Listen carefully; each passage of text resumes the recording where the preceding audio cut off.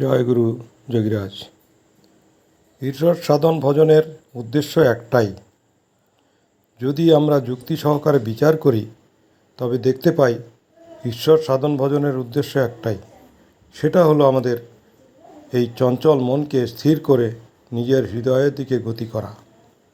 তাই আমরা বিভিন্ন উপায় অবলম্বন করে সেই কাজটা করবার চেষ্টা করি।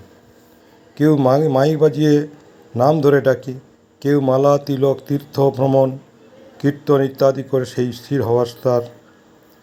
হওয়ার কাজটা করি, কিন্তু উদ্দেশ্য পূরণ হয় না।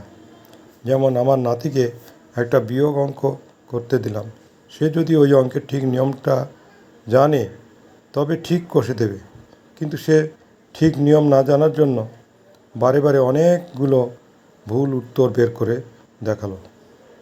তারপর ঠিক নিয়ম বলে দিলাম, সেই নিয়মে করে তখন একটা ঠিক উত্তর বের করে দিল। ঠিক পদ্ধতিতে কাজ করলে একটাই ঠিক উত্তর হবে।